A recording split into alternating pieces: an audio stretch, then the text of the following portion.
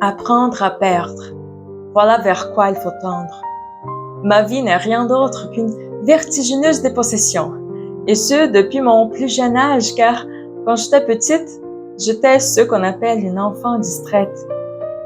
Je le suis toujours, c'est vrai, mais j'ai réussi avec le temps à développer des stratégies qui me permettent de raisonnablement résoudre mes lacunes d'attention.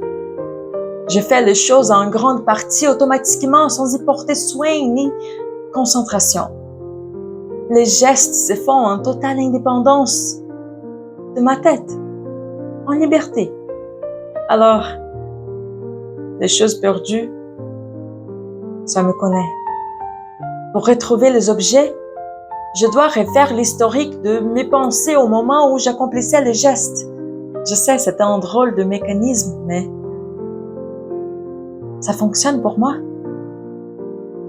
L'anxieuse que je suis ne part plus dans toutes les directions, remuant ciel et terre, pleurnichant sur ma bêtise pour retrouver l'objet perdu.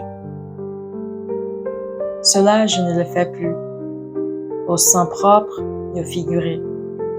Il me semble que je prends plus de temps pour réfléchir. Il y a même eu un moment où je finissais par accepter que les choses disparaissent, convaincue qu'elles referaient surface un jour ou l'autre, convaincue que la recherche était plus riche que la perte. Apprendre à perdre doucement pour ne pas trop souffrir. Je travaille depuis longtemps.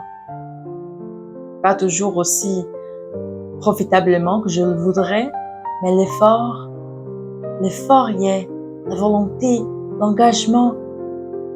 Apprendre à perdre, j'ai dit.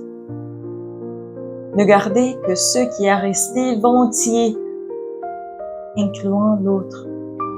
Car il faut accepter celui qui est parti et qui est perdu, celui pour qui j'avais perdu la tête, en espérant peut-être la retrouver et la reperdre à nouveau, si possible, sans en perdre le nord de l'étoile polaire, celle qui me situe, me guide et me console.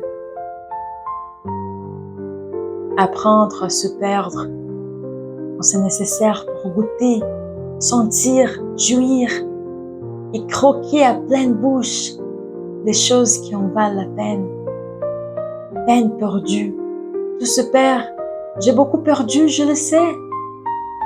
Mais perdre, c'est vivre, se battre, aimer. Celui qui ne se débat plus a déjà tout perdu.